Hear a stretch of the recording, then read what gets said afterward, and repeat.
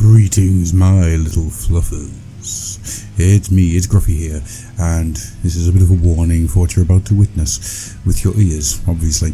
The show for this month has been cursed on every conceivable level. What you're about to hear is what I've managed to put together out of all of the little tiny bits from an Audacity recovery, which has taken lots of time. As a result, the sound quality for it is bad. I've ummed and ahed about putting this show out, but the other show that I had, which was going to go out instead of this one, doesn't have me in it. There is no recording whatsoever of me on any of the tracks that I've done. So, with that being said, I have done my best to get this out, just so you have a show this month. You're probably going to get a special extra show in the next couple of days, just as an apology for that. And of course, there's other stuff coming. So, with all that being said, I'm going to get out of here and let you enjoy this hour and 45-minute long podcast. Thank you, and see you soon. When my work is finished, I'm coming back for you.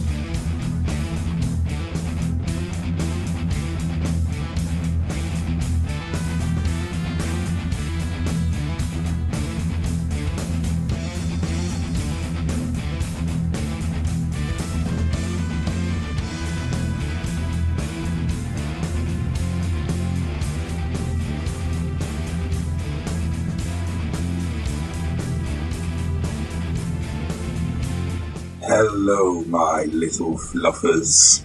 It's good to see you back here in this den of iniquity, this dark and horrible place where the ichor and the slime drips, and madness itself is the only thing that you have to look forward to. In other words, hello! Welcome to the Fluffenhammer, where once again I, Gruffy, your host, will take you and two others through a giant carnival ride of carnage.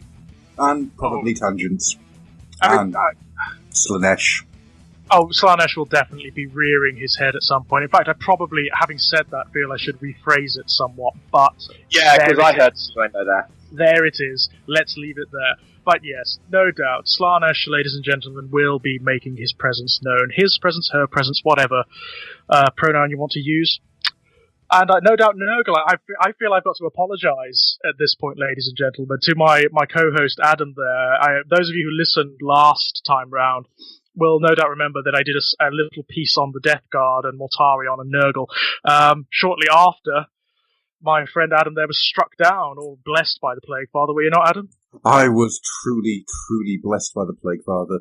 There, I was going from both ends like a super soaker, nearly 12 hours. 12 hours after recording. My good, high in the esteem of Grandpappy Nurgle, indeed. Indeed. To be honest with you, because I felt so much better round about late evening time, I think I might actually be a demon Prince of Nurgle now. Well, this is the thing, isn't it? With when Nurgle either blesses or curses his minions with either demonhood or spawndom, it's kind of difficult to tell which is which, to be honest, because they all just look like big shambling mounds of flesh and filth and excrement. That is the best way to describe how I felt last week. A shambling mound of flesh and excrement. Brilliant. Absolute brilliant. The only thing missing there is a bib made of bile, you know? Love it. Absolutely love it. Hello, ladies and gentlemen, by the way. It's George. It's me. It certainly is. And welcome back, you absolute masochists. You gluttons for punishment. Hashtag tits and tentacles. Hashtag tits and tentacles. Indeed. And there it is, the Slanesh influence once again. I'm sure the flesh mop will be mentioned again at some point. I'm pretty sure we'll create something even worse. We are not alone, George, for once again we have opened up the doorways to the webway, stuck our hand in, fiddled around a little bit, and dragged out the first thing that we could find. And this time, we have found that ancient being known as Simon. Good evening, ladies and gentlemen, and welcome. I'm pleased to see all you little minions have come to join us. I mentioned that you were referencing a couple of the great pantheon, and I find it interesting that I, maybe as fate as ordained, show up for the third installment of the Fluffenhammer.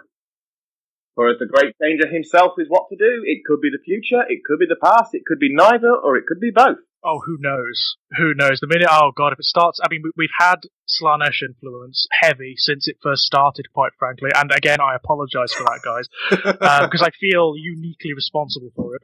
We've had Nurgle, thanks to Adam over there, and if things start getting Zetian, then I don't know what's going to happen, quite frankly. We could all end this in a very Lovecraftian manner, sort of scrawling missives on our own flesh or on the walls of insane asylum cells. You have given me another great idea. Well, I won't talk about what the first one is because that's a surprise. But for next April Fool's Day, what we should do is release a Zenshian podcast where it is all recorded as normal, but then I just cut bits out and place them in other bits, so it's completely non-linear. And we could also record sort of the opposite of previous recordings and have them mashed together too, so we get contradictory spools of insanity. That's what Zeech is all about, of course. Oh, that could be fun. Of course, we all have to paint our skins blue and be wearing the masks of giant birdmen at the same time. That's right, and we also need to sort of have eyes popping up all over our bodies and whatnot. Well, that's just happening normally, isn't it? Absolutely, yes. Is that just me? No, I think that's all of us, to be quite frank. We've been lingering in the warp so long now, and talking to entities like Simon over there. It's a wonder there's anything left of us, quite frankly. Are you saying that this podcast is in fact the audio version of In the Mouth of Madness? I'm saying exactly that, Adam. I'm saying exactly that. Well, it would make it unique. I mean, I know that was supposed to be entertaining, ladies and gentlemen, but it's also a big-ass warning. Listening to this podcast is actually hazardous to your sanity. Oh, man. I love this idea. The not safe for work logo. Not safe for Imperial Guard. Not safe for mortals. So, as always, we're going to kick this off with a single solitary question that starts off the conversation in a maniacally lovely manner. So, Simon, please sit down on my knee and answer me as I say to you, how did you get into the hobby? That's quite a bony lap you have there. Not anymore, it's not. More postulant. Ew. Oh, lovely. So it's pus that I'm feeling against my thigh. Yeah, we'll say yes. We do not want to get into that place where Slanesh and Nurgle overlap, guys. We just don't. I'm sure there is a potential army motif there, but it's not one that would ever be allowed to feature at any tournament or in any Games Workshop store. No, really wouldn't be. It really would. Hashtag Dixon Drips. Fab. I'm very pleased to know, Adam, that we can go down this entirely Slaneshi route. I'm glad that we're pushing the boundaries a little bit here. Most pleased. We've gone through the boundaries and broke out the envelope. Pushing, yes, sort of careened through on a rocket-propelled, monkey-navigated, you get the idea. So, right, quickly, let's try and get this back onto topic. Let's.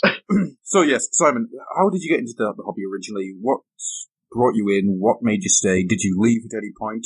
Let's get to know Simon Skey, the Warhammer and 40k player. Well, I was first introduced to Games Workshop as an entity through a Milton Bradley game called Space Crusade. Yes, 3 for 3. 3 for 3. Yeah. Yep. Yeah. which I still have a copy of, incidentally. Really? Yes, I found it in a charity shop for £2.50 before I left England. That's awesome. How That is complete? superb. And 95% complete. Fantastic. Ooh. So, I was bought it for Christmas by my grandparents, probably about the year 1990. Yeah.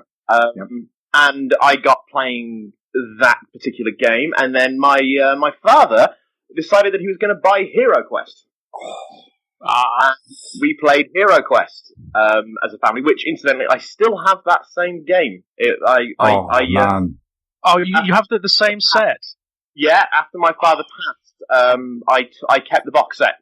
Oh, that is superb. That's brilliant, And man. it's been amalgamated with my own one that I bought about 10 years ago. Sorry, no, more like 20 years ago at this point. It's 2017 now. It is. Scarily enough, it is. Yeah, we're all getting old, lads. I know. It's happening a little bit too quick for my liking. Shut That we're friends for the better part of a decade at this point. God. No, just think about that in gay years, guys. Think about that in gay years. That's just obscene. That makes me ancient. There's a way around this. There is? Hashtag, you're only as old as your Zenshin. Excellent. Actually, from a Zetan perspective, that's actually a fair point. From a Zetan perspective, we're all eternally young and old because we exist in all potentials at once. We are both sides of the string, my friend. Both sides of the string. I will look at it in that way from now on.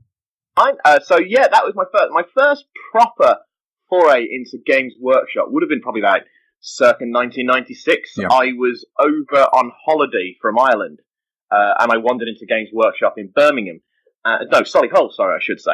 And I bought a box of metal Mordean iron guards. Oh, I remember those. Yeah. I remember those. Polystyrene inserts. Yes. God. Yeah. Nostalgia. With the man las cannon. Yeah. Yes. Yeah. Yes. Two wheels. Yes. Oh, so I remember those. That was my very, very first proper official Games Workshop purchase.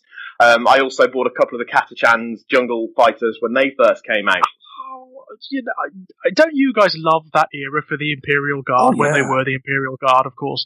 When they were all very, very heavily characterized, all the regiments looked very particular. Yeah. I love that. In the same way that we talked about the Orcs last episode, when you had a Imperial Guard that was built out of regiments from all the different worlds, you had a very striking, multicolored, not chaotic, but you know what I mean. I know what you mean, yes. And the imagery was fantastic, where you had off to one side the Jungle Fighters and the Modians, and then the Praetorians, and then you had the Rough Riders and all of that sort of thing. The Icewell, Valhalla. Yes. The desert ones. Oh, where were the desert ones from? Was it Talon? Talon Desert Raiders? Yeah. Desert Raiders. So cool. The only time I can remember them in modern fluff being mentioned is in one of the Cypress Kane novels. Oh, God. So, not even in fluff, but in like a novel. God. No, it's the one where the other commissar's in, who's presented as a big bumbling fool who tries to get Cypress in trouble by calling him a coward, and the Talons are there, and they're basically there's borderline C.S. Lewis and the Tal Marine / Muslim / Saracen presented as these very swarthy, dark-skinned, humorless religious fanatics. Right, so one that might make you sort of, draw your lips back over your teeth a little bit to a modern eye, yeah? Yes, just a little bit. Just a little bit, yeah? Yeah, the Imperial Guard, as Adam was saying, they were a fantastic group. Instead of now, all they are is just plastic Cadians. Yeah. Come on, Games Workshop, why have you not released the Mordeans in plastic yet? You know what? It would not surprise me, given the way that Games Workshop is going now, and the way they seem to be looking back a lot at the aesthetics of Second Ed, and certainly sort of like the feeling of Second Ed, it would not surprise me at all to see the Astra Militarium, as they are now, branching out a little bit to have different regiments and maybe, entirely different forms of the Astra Militarium from different worlds and whatnot. I would dearly love to see that again. Well, do you remember the was it the 6th Ed Imperial Guard Codex, where you could actually, make up different Imperial Guard regiments, and there was rules for Imperial Guard regiments. And I remember one of the ones I wanted to do was, I think it was called the Karnak Skull Takers, who were close combat Imperial Guardsmen. And I just loved the idea of a human horde charging forward regardless. I do remember that. For my money, thus far, that's my favourite of the Imperial Guard army books thus far, just because it was so narratively driven. You could literally create your own Imperial Guard regiment and have it write its history, design its aesthetics, how they looked, how they dressed, how they fought, what weapons they had, and that would be reflected on the battlefield. Yeah. Yes. Or you can create the Colonial Marines from Alien, or whatever you want. That's kind of the fun of them. And the amount of stuff the Imperial Guard... I mean, there's so many worlds out there to play with the Imperial Guard. You can do 1,001 things. I mean, there's... the stories of the Imperial Guards being taken to the Hive world, so you could quite easily just use your Necromunda guys back in the day as Imperial Guardsmen, which I did. I had a smaller regiment of the post-Goliath guys who were... wow. They were really cool. Oh, wow, that'd be something. Oh, yeah, I mean, don't get me wrong, it wasn't huge, but it was expensive. But it looked great, especially when you had the... do you remember the sort of really big heavy with the Mohawk? Right. Yes, I was just thinking that's the iconic Goliath to me. So I had him chopped in half and then sticking out the top of the tank. So he was just standing there with his hands on his hips, looking forward as his tanks were rolling over people. It was absolutely awesome. Oh, yeah, that's brilliant. Loved it. Yeah. At some point, we have to cover the Imperial Guard, and I think it's going to have to be an entire show. I think it will have to be, yeah. The thing is, you could do this for every army in 40k, couldn't you? True. Really, you could just go on. We could technically just devote entire episodes to particular armies, and even subsets of those particular armies. Like, if we ever start discussing, say, the Hive fleets, for example, the history of Leviathan would take an entire show. Yeah. Yeah. In and of itself. And that's before you even get into the nitty-gritty about the Tyranids, like the theories on where they come from, their natures, and the shadow in the warp, and all that nonsense. If we ever start discussing the craft worlds, the Elder craft worlds, I mean, the history of Eander. Yes. Yeah. It's insane. It's insane. The Chaos Traitor Legions, especially with the expansion that they've experienced with the Horus Heresy books. That would be mental. Yeah. Absolutely. I mean, I've struggled because I've done 2 of the Traitor Legions thus far, Simon. I've done the Death Card, and I've done the Emperor's Children as well. And trying to condense them down into a format where you don't just spiral off into insanity is very tricky. So where did you go after that then, Simon? Well, because I was living in the west of Ireland, which hasn't changed an awful lot in 20 years, it has to be said. It was almost non-existent. I had a couple of lads in school who were into Games Workshop as well, but we talked about it once in a blue moon because they were in different years to me, and I was in different social groups completely. So mine was very, very limited to when I could go to England and buy some stuff. So when I went to England, the first army I can recollect buying that was actually considered to be a proper army was the original release of Dark Eldar, when Dark Crimson Fist. Yeah, that was 3rd ed, wasn't it? That would have been... Was it 3rd? Oh. No, it was 5th, wasn't it? Oh, the original release of the Dark Elder was 3rd ed. But they experienced a kind of renaissance in 5th ed. And I think Crimson Fist was 5th ed, I think so, yeah. Yeah, so that was when I properly got into them. That would have been when I actually had the first actual 40k army of mine, which was raiders and warriors and a few witches and some jet bikes. And you had some scourges as well, didn't you, Simon? That was the new ones. The new ones, right. Yeah, which I'd still say some of the nicest models in the Dark Eldar range. They're beautiful. What was the name? Anything, quite frankly, wings. Anything with wings. What was the name of the snake people that was with the Dark Eldar? Slythe. Slythe, that's it, yeah. The Slythe. I always liked them. I always thought they were really cool. I'd love to do some. They're so cool. And they've got a great background as well. They're essentially alien mercenaries, aren't they, that hang around in Comora.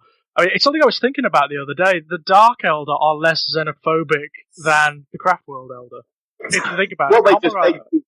They view everybody equally, don't they? They view everybody who's not a Dark Eldar, as prey. Yeah. So they don't care.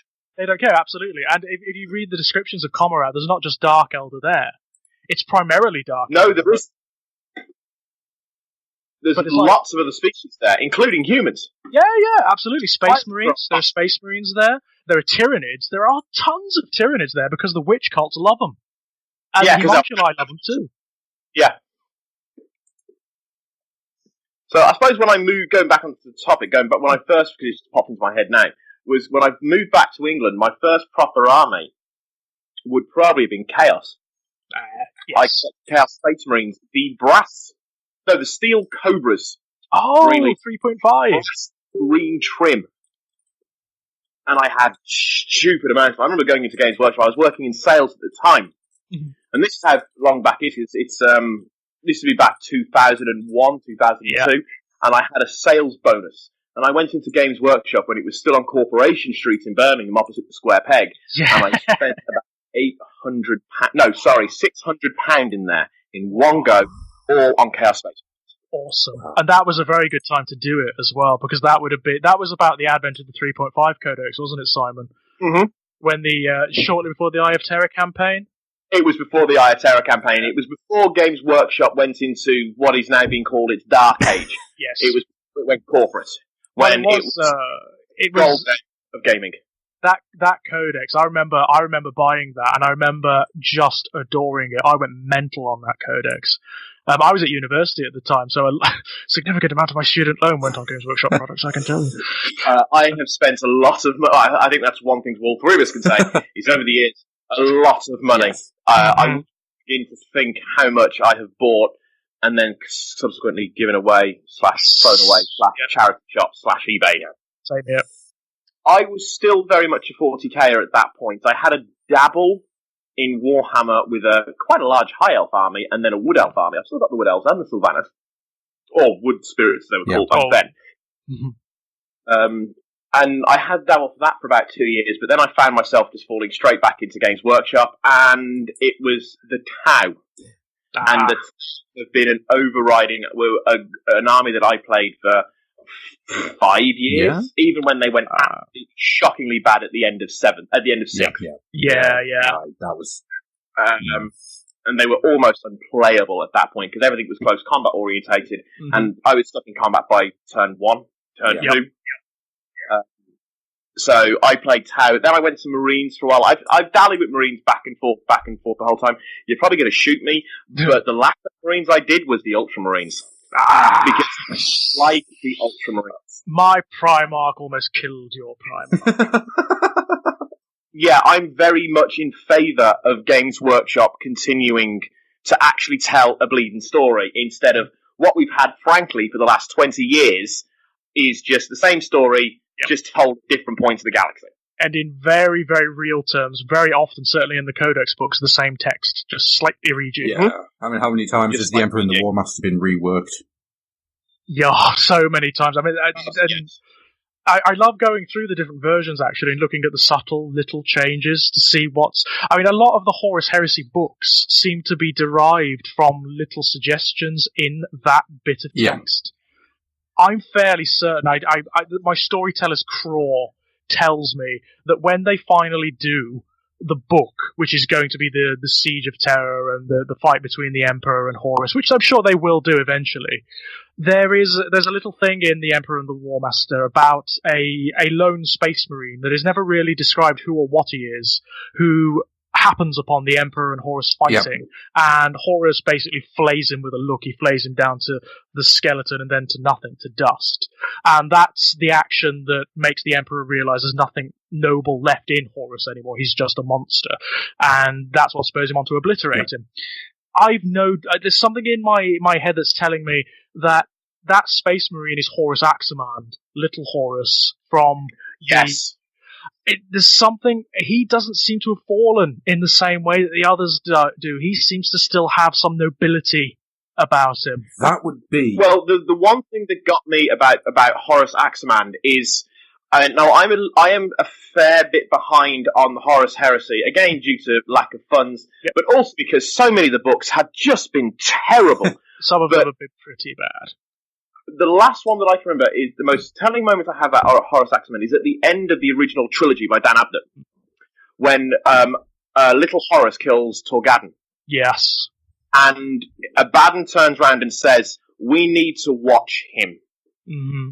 And there's little hints further on in some of the other books Yeah. as well in regards to Horus. So yeah, I think at some point he's going to be very, very, very pivotal. I think so too. You know when it says in the original story that Horus drops the shields around his ship?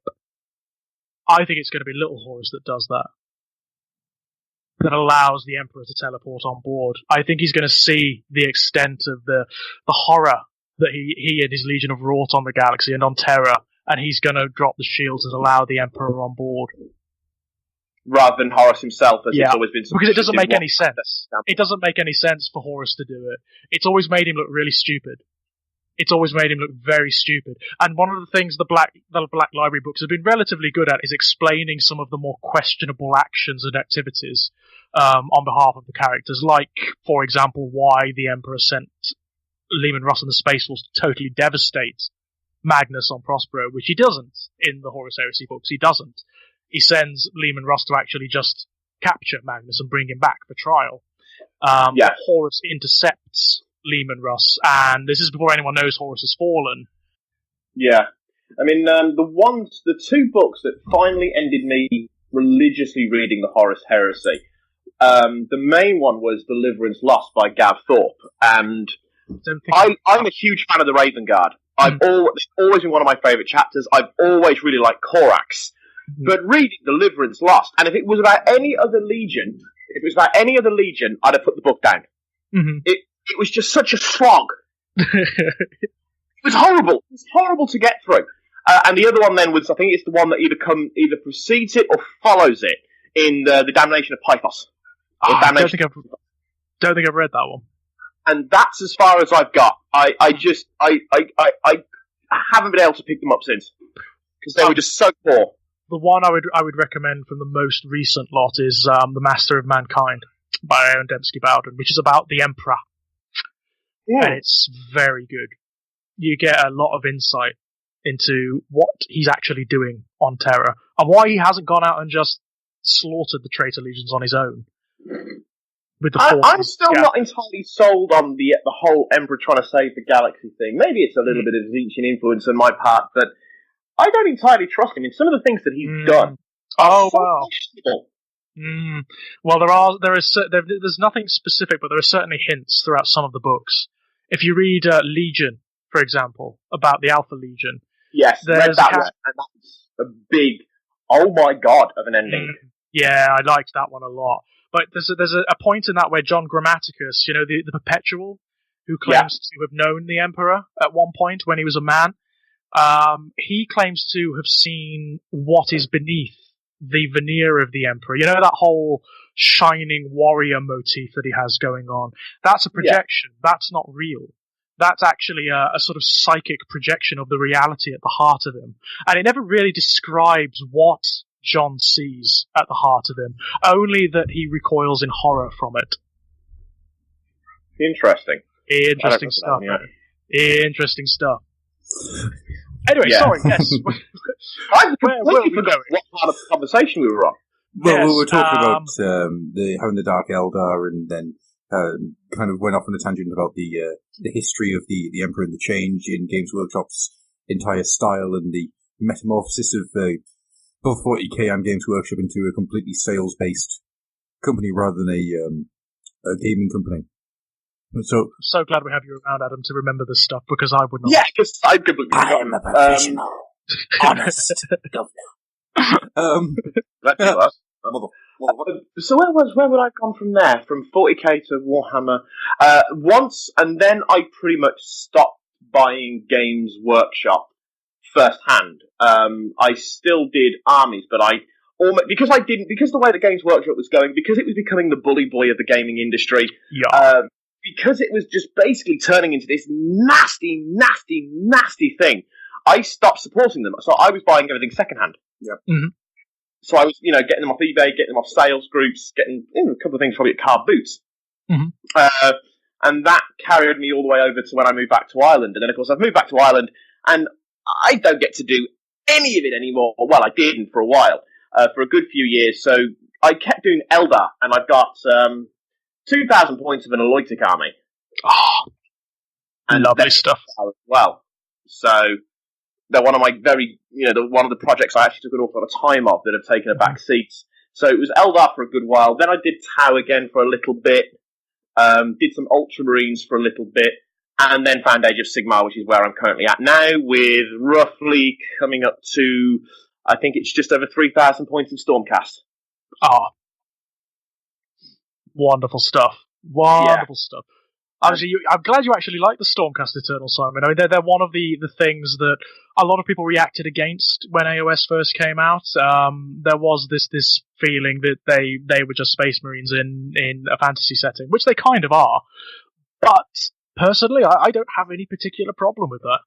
I don't know. I will admit, when Age of Sigmar first came out, I was there's a little shop in Galway called Dungeons and Donuts. Which is a geek shop.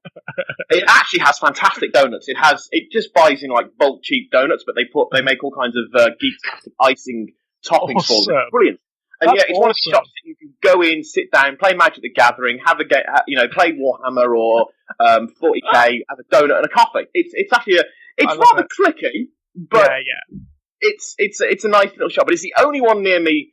And that's 70 miles away from me. I'm really in the sticks. Really in the sticks. But so anyway, I went in and it was just when Age of Sigmar, the first box set, had been released. So when was that? Just November last year? Was it only? No. Yeah. Was it not during the summer? Was it the summer? During the summer, I can't remember now. But I would have seen it about. No, sorry. Yeah, I would have seen this first box set about this time last year in the summer. And the first thing I did was I picked it up, I turned it round to look at the models, and I'm like, they're Space Marines. Mm-hmm. They're Space Marines, and I put the box back. Because it put me off them. I was like, these are Space Marines, they're Space Marines in 40k, the prosecutors are lovely, they're gorgeous models, but it was too much like Space Marines, so I put it back. And it wasn't until myself and Anna were over in Birmingham in November, we went into Games Workshop, because I always go into Games Workshop, and we had an intro game of Age of Sigmar, and then I was hooked. I bought the box set there and then, and that's it. I've been playing it ever since. And Stormcast Eternals, I read a bit more about the fluff. I really like the fluff. And yes, there are just the Space Marines in them, but there's enough of a difference that they are their own thing. Yeah. I mean, you can be cynical and say Games Workshop are just trying to put a fantasy-style Space Marine army just to encourage more sales. But you know what? I'm actually completely okay with that. Yep. Because they're putting the work to make them different enough. Yeah, I totally agree with that. They aesthetically, they definitely have a Space Marine sort of thing going on, which is fine. It's absolutely fine. And something that the armies of order, if you like, in the fantasy games have never been that interesting. It's certainly not aesthetically. They haven't had anything that really identifies them. But the Stormcast Eternals are quite striking. They're quite interesting just to look at when you put them down on the table. They've got some beautiful miniatures. Not just the rank and file guys, but like the guys riding Star Drakes, the big dragons and whatnot. It's so beautiful. The angelic guys with the wings and whatnot. Absolutely stunning. I love the prosecutors. Absolutely love the prosecutors. Transporting them is an absolute pain, and sticking the wings on is an absolute pain, but I love them. The Stardrake will be the last model I get, because it'll be one of my centerpiece models, so I'll put an awful time into painting it. And that's the last piece I get to complete the army. The ones that I absolutely love are the Griff Chargers, the Griff Paladins, sorry. And they are fantastic. They're lovely, aren't they? And they're great in the game. Yeah, they are. They're fast cavalry with 15 wounds in a unit. Yeah, I'll have some of them. They're pretty damn good, aren't they? I mean, it seems to be a common story, doesn't it, Adam, that people have this initially slightly negative reaction to Age of Sigmar, and then start playing it and start to realise that actually this is what they probably wanted Warhammer to be for a long time. Totally. I mean, it's closer to what my memory of playing Warhammer was back when I was playing it originally than playing Warhammer actually was at the time. The memories that always stick with me are the ones of the sort of fantastic narratives, the big charge, the final hurrah, all those moments where you've been so completely outnumbered and you're just going to go out swinging, all those moments. But if you think back to how the game would have actually worked, those would be very slow, methodical moment. Bogged down. Yeah, lots of cards, lots of dice, lots of variables to take into account, flipping through rule books and whatnot, which you just don't get now. When you play AOS, it's largely a quick glance at your data sheet to see which characters are fighting, and all the rules are there. You know exactly what you've got to roll. You know exactly what happens, and that's it. Yeah, and I love that. I love that. Agreed. So that brings you right up to date, then, Simon, and that's a hell of a journey. Like that makes me happy. It's like, Me too. Yeah, me too. You know, so many fingers and so many pies. All in all, what, 25 years more? Yeah, well, more. I mean, probably started buying stuff around about this. Well, I was a bit before you, so. I think I was bang about the same time, Simon. As we talked about in the first episode, mine was Hero Quest and Space Crusade. That was my initial introduction. So yeah, I think our journeys are kind of similar in that regard. Well, I'll put it this way. I've been playing back for so long that when I went into a Games Workshop, my very first intro game in the Games Workshop was Epic. Epic! The box set of Epic. Yeah. Fabulous. I've still got somewhere, and I don't know how the hell it survived. You know the add-on for the original Epic, which was called Renegades, which had the rules and miniatures for Chaos armies and Eldar armies together. Yes. I've still got that box somewhere, and I've still got the little paper. It's not like any of the other Games Workshop books. It's actually just paper. Like the stapled together, the kind of paper you would get in a school art class, basically. Booklet that's got all the art and the rules and whatnot in it, and I love that book. I love it. It's full of all the... Yeah, I never had that version, but I do remember seeing it. It's one of the first times you get certain Elder vehicles introduced that are now entirely common in 40k. But back then, you could only get in epic scale because they just didn't have the technology to produce them back then. Things like the Elder Grav tanks, the Falcons, the Wave Serpents, that kind of thing. Oh God, you wouldn't even think these days that that wouldn't have been a thing at one point. Well, do you guys remember when the first kit, the plastic kit for the Falcon Grav tank, was released? It was towards the latter days of Second Ed, and there was an entire White Dwarf dedicated to it. Because that kit, there'd always been rules for it. Ever since the Second Ed Codex came out, there'd always been rules, but there'd never been a miniature. Because you just couldn't make big Elder vehicles back then. You couldn't get that sort of particular curvature that Elder vehicles are supposed to have. They're not supposed to look like mechanisms as such. They've got a sort of organic flowing feel to them. And when that came out, because it also had moving parts. Yes, it did. It had the turret. It had a swiveling turret and a cockpit that could open and close, which you did not have back then. It was a phenomenon. It was an absolute phenomenon. I also remember the story that the 3-up for that thing was actually done out of clay and a industrial wood planer. That's how they got the smooth parts. Awesome. No, I did not know that. That is fabulous. It's almost as good as that original Giant, which the 3-up was so big it had to be cast in a bin. It's wonderful stuff. That is brilliant. Yeah, because that came out. Unthinkable now. Obviously, with digital sculpting and with the stuff you could do on computers and with 3D printing, it's unthinkable, but absolutely stunning. I love it. Necessity always being the way forward, Yeah, absolutely. There's loads of stories and stuff like that. Jess Goodwin's told some fantastic ones, and hopefully one day we'll have him on. We'll see. Oh God, that'd be great. That'd be absolutely brilliant. That's a long-term plan, depending on. Yeah, so there's a load of stuff there that I find fascinating. Do you remember what came out around about the same time as the Elder Grav tank? The Bloodthirst. No, there's something else that came out which is actually a little bit more interesting. Simon, all I'm going to say to you is you couldn't buy it from Citadel Miniatures themselves. You had to buy it through the Citadel Journal. Oh, I think I know what it is. In that case, I have no idea, because I was living in Ireland at this point, so I wouldn't know. I wasn't that in-depth in the hobby at that point. The entirely metal Thunderhawk. The Thunderhawk, yeah. Which was what? How much? In 1996, it was £350, I think. That's actually, given that really it's good. Metal and it's massive, not that I think bad. It was like £60 postage as well. The thing was ridiculous. It was... and very few of them have survived to this day, unfortunately, because they're just so heavy and they just fall apart. Yeah. But Yeah. Could you imagine gluing that together? No, I can't. No, you'd have to pin it. That would be a nightmare, wouldn't it? I mean, I still have flashbacks, sort of like PTSD flashbacks to pinning together the Metal Lord of Change and the Metal Bloodthirster with those damn wings, but that thing, no thank you. I mean, you tried to pin together that original Carnifex, for example, the Screamer Killer. The Screamer Killer, yeah. With these big scythe arms, these big lead scythe arms. Droopy arms.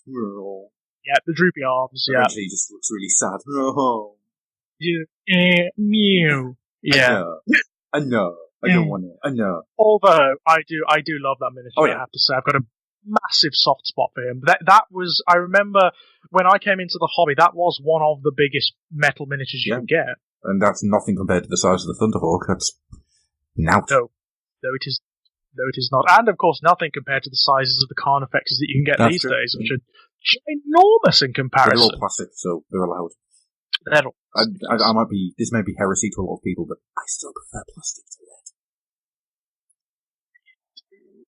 No, I'm with you. And good God, please, Games Workshop, get rid of Finecast. Soon. Yeah. Well, I totally agree. They're going this way anyway, but Finecast is on its way out now. It seems to be getting less and less and less. Absolutely, I think it will be gone very, very soon. But yeah, I prefer plastic too. I prefer plastic because I like to convert my miniatures, and it's easier to do. You don't have to get a hacksaw out, which is always good. Mm-hmm. No, even simple miniatures that you can do. I mean, I'm actually holding one now. Did you see it? I put it in the Age of Sigmar group earlier on. Not today, no. A Vanguard Hunter with a Prosecutor Shield and Griff Palador's Spear. No, didn't see. Very, very simple. Yeah, but effective, I presume. But very effective. Speaking. And you can't do that with resin or metal. No. I mean, I do. I often go back to my old White Dwarfs and I look back at like the very old Golden Demon entries where people have ridiculously converted these big metal miniatures where they've obviously sawed through them with like model blades and filed them away and then filled and sculpted and pinned them to other bits and pieces, and it's like, my God, that's dedication. That is a work of art. Not sure I would have that same persistence or patience. No, I'd never liked converting metal. It was always it just hurt. It's as simple as that. It hurts. Yes. I think the most elaborate thing I ever did was one of the old metal Elder Farseers. All I did was sort of sawed off the crest of his ghost helm and then sculpted a mane flowing down over him, like a ponytail kind of thing with green stuff. But even that was a nightmare. And it's very simple conversion. I don't know how the hell they did it back in the day, to be honest with you. You look at some of those, especially I'm trying to think who did it now. There was a Golden Demon winner like 4 or 5 times. He sculpted a Nurgle tank. And the thing is absolutely gorgeous, but you just look at it going, how? I think I know the one that you mean. There's an image that springs immediately to mind, and it's a Nurgle Rhino. And they've done it so like the sides are eaten away almost, and you can see the interior mechanisms. Yes. And on the top, there are Nurglings, there are Plague Marines, and there's even like platforms that they've built that are rising up on the back, tiers of like wooden platforms with Nurglings and corpses and all sorts of stuff. It's like a little diorama. Yeah. It's a diorama. It's not a miniature. It's a diorama. Absolutely stunning thing. Absolutely brilliant. Yeah, that kind of work I think is amazing. I think it's absolutely amazing, and I wish it's the kind of thing I wish I had the energy and the time to sit down and do more of. You know? Oh, totally. Yay! It's great. So, with that being said, then, shall we hit the spotlights? Yes. Who would like to go first? Who is the guest? Would you like to go first, there, Simon, or would you like to go last? I would request go second, so I have some idea of what it is that I'm doing on the spotlight. Okie dokie, no worries at all. Well. It's kind of fun, actually, because I always come to these spotlights not quite knowing what I'm going to do, because I've got so many ideas. There's so many things I want to talk about. I think in the first episode I talked about Fulgrim and the Emperor's Children, and last episode I talked about the Death Guard. So everything's had a slightly Traitor Legion-y flavour up to this point, and I think I'm going to stick with 40k, certainly, but just because it's what's invigorating me at the moment, it's what's in my soul, and I'm going to have to stick with the Traitor Legions. I hope you're not getting bored, ladies and gentlemen. I'm gonna go for the Thousand Sons, I think, this time round. The Thousand Sons, one of arguably the most contentious legions in existence, largely because they really divide the crowd. If you go onto any forum where people are discussing fluff, and they're talking about the Thousand Sons, and people are coming at the subject from different perspectives with different loyalties and preconceptions, you'll often find a bit of a political argument going on, because they are quite contentious. Ostensibly, they're one of the traitor legions. They fell during the Horus Heresy. They technically rebelled, in inverted commas. I'm doing the two-fingered thing there, against the Imperium during the Horus Heresy, and were condemned to damnation in the Eye of Terror. But that's really an oversimplification of who and what they are. The Thousand Sons are, like a lot of the traitor legions, they're one of those legions that before they fell, before their descent into chaos, saturation, and accursedness by the powers of Zeech, they had more about them than simply being warriors. They had ethos and philosophy and aesthetics that went far and beyond the need to destroy and to conquer. If anything, they're one of the legions, like the Emperor's Children, which I discussed in the first episode, that had they not fallen, had the Great Crusade been a successful experiment, and the Imperium united all of humanity and created this vast universe-spanning empire, and the fighting stopped, if there was no longer any need for the fighting, they're one of the Space Marine legions that would have still had function. They would have still had purpose in existence. They're not like the Space Wolves. They're not like the Iron Warriors. They're not like the World Eaters. They have interest and function beyond that. They were a legion of scholars, primarily. Their philosophy was always the primacy of knowledge.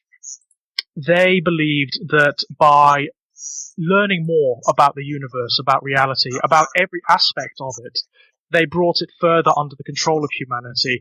What they desired, and what their Primarch Magnus the Red desired, was to elevate humanity to a new state, to a new condition, to almost transcend humanity.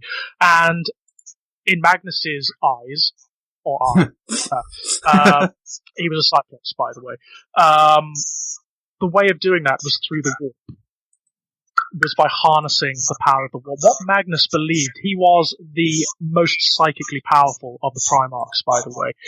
He was that side of the Emperor which was most legitimately divine, I suppose you could say, in many respects. He was the side of the Emperor that was the magician, the one that could legitimately perform miracles through the power of his will, who could manipulate the warp, who could cast armies aside with a glance, who could ignite skies and heavens, who could make the earth split and devour all the forces that were arrayed against them.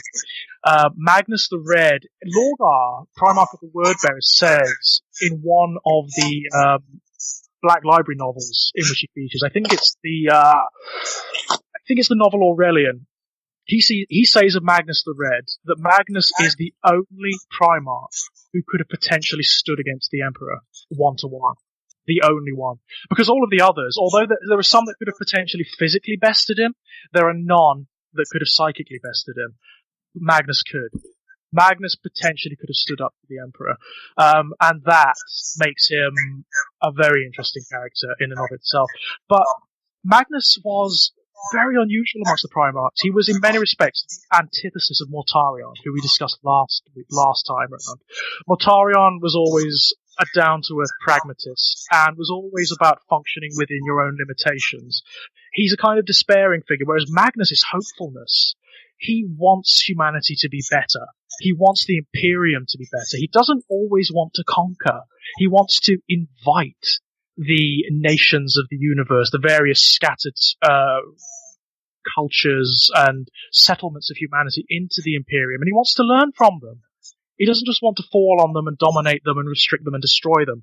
And that, sadly, does bring him into conflict with certain powers within the nascent Imperium, not least of which is Leman Russ, Primarch of the Space Wolves, Mortarion, who does not like his witchery at all because it reminds him of his ancestry on Barbarous, and also certain powers within the Imperial administration, who just distrust him and his legion profoundly. But the Thousand Sons remained loyal. They, despite their apparent dabbling within the warp, a lot of the Legion bore the imprint of Magnus the Red. So it's a legion that had a lot of librarians, and librarians are the psychers of the Space Marine legions. They are they're the shamans. They're the characters who can harness the powers of the warp and channel them through their bodies to create minor miracles. They were regarded very well amongst the Thousand Sons. It was very rare for its officers not to have some level of psychic potential. And Magnus treated his sons as aspirant scholars. He encouraged them to explore beyond their own parameters, to transgress in many respects, to do what was unthinkable, to push themselves to the nth degree. So it was not uncommon for them to actually to swim in the warp, to actually transcend their own bodies, and to swim the tides of the warp and to seek revelation from it. Very early on, after making contact with the warp, the officers of the Legion started to seek guidance from these.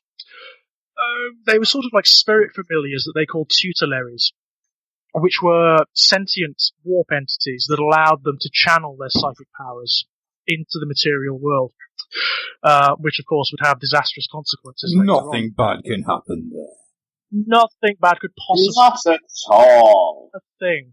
Now, very early on, the Legion was almost destroyed before it was even created. There was an accident during gene seeding, by all accounts, and Magnus's Legion demonstrated a propensity towards a particular problem, which was called the Flesh Curse, which was a rather hideous affliction whereby legions that had Magnus's gene legionaries that had Magnus's gene seed would enter into a state of flux where their bodies would warp and shift and swell and transform, and they would become monsters. They would essentially become chaos spawn and would have to be destroyed.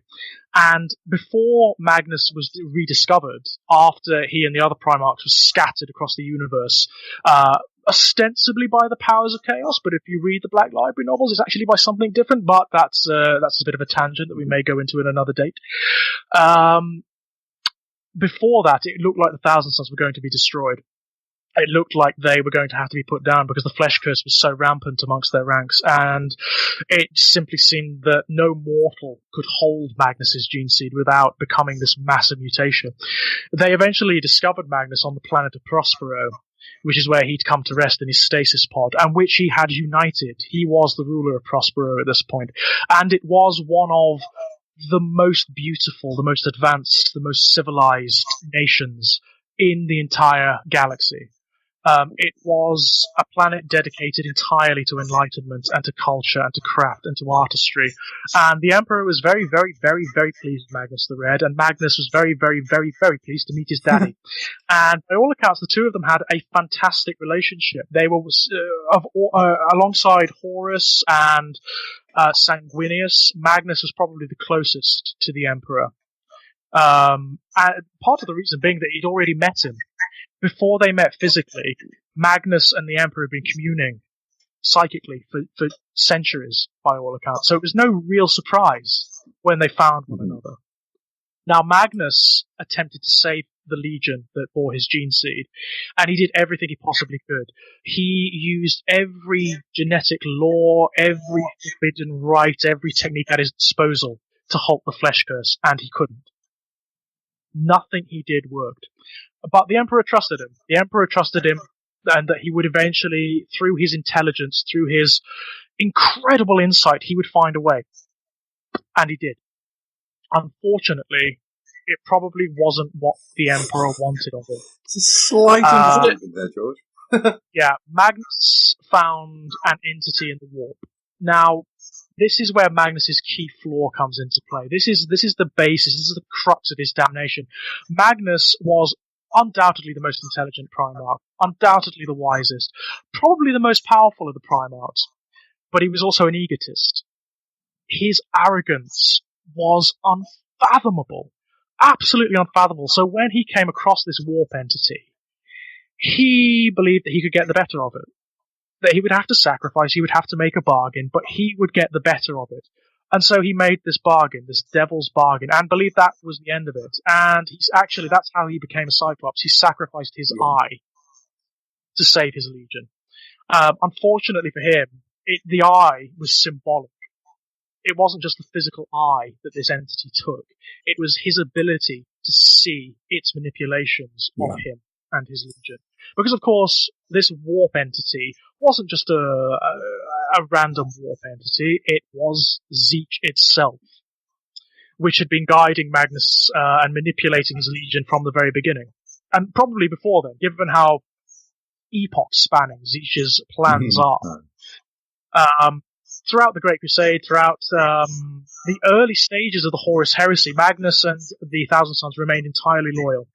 They remained not only loyal, but utterly dogmatic. They were totally dedicated to the Emperor and to the Imperial cause. However, because of the powers that doubted the Thousand Sons and that had a sort of superstitious reaction to the witchery that they displayed, they were called to account at a particular council called the Council of Nikael, where they were Magnus and his Thousand Sons were basically asked to account for the powers that they wielded, whereas others were brought to stand against them, amongst them members of the Space Wolves, who have always been somewhat hypocritically, it must say, mistrustful of sorcery and witchery and so on and so forth, even though they practiced it themselves and just called it something different. Mortarion of the Death Guard was very, very vocal about opposing the powers that Magnus wielded. And Magnus believed that he could talk his way out of it. He fully believed that the Emperor would listen to him because, of course, what he vouchsafed was enlightenment. It was the transcendence of humanity. How could the Emperor not listen? It's everything he stood for. So when the Emperor didn't, when the Emperor actually sided with his opponents, it crushed him. It completely crushed him. Not only the entire ethos of his legion was brought into disrepute, it was brought into doubt, but also his standing in the eyes of his father was brought into doubt, and it didn't react well to it at all. By all accounts, he stormed from the planet and from the amphitheater in which this hearing was taking place, retreated to Prospero with his entire fleet, and sat there for quite a while, brooding in his big old pyramid, trying to understand why his father would do this to him, why his father would, with one hand, talk about the enlightenment of humanity, about the primacy of humanity in the universe, and then with the other cast doubt upon it, with the other tell humanity where its parameters lie, what it should be doing and what it should be doing. That just didn't fly for Magnus at all. And of course, his legion, his officers, who he was very close to, like Mortarion, funnily enough, it's one of the few areas where they overlap. Magnus loved his sons. Absolutely adored his legion, which is why he sacrificed so much for them. He absolutely loved them. He was so close, certainly to the upper officers of his legion. In particular, his chief librarian, Ahriman, who was the wisest, the most powerful, the most warp-touched of his children. And they became very, very worried about him. Very worried about him. Because he would spend a lot of time up in his tower, just not doing very much. And just raking and railing at himself, because he just couldn't understand. He could not understand. And for Magnus, something you can't understand is anathema. It cannot exist. It cannot be. There is nothing he can't understand. There is nothing that should confuse him. And that's really where the source of his millennia-long enmity with his father and the Imperium that he built began. But even that probably wouldn't have been enough. That probably wouldn't have been enough to turn him. Magnus, through the sorcery that he shouldn't have been practicing, by the way, he defied that order. He defied that order, and so did his sons. They continued to practice sorcery in secret against the orders of the Emperor. But through their auguries and through their divinations, they actually learned that Horus was rebelling. They learned that Horus had been corrupted on the moon of Davin, that he'd been touched by the powers of the warp. And initially, Magnus did not initially try to contact the Emperor. What he did was contacted Horus at the very point of his corruption, and he tried to show him what the powers of the warp were doing to him. And Horus rejected him. out of hand, Horus consciously decided to side with the powers of chaos. And this left Magnus completely devastated. He'd lost the trust of his father, he'd lost the repute of his legion, and he'd lost one of his most beloved brothers as well. And it looked like the Imperium that he believed in totally was about to tear itself apart. So, he did something that was probably the least advised decision he'd ever taken in his long life, which was he decided to warn the Emperor of what Horus was going to do.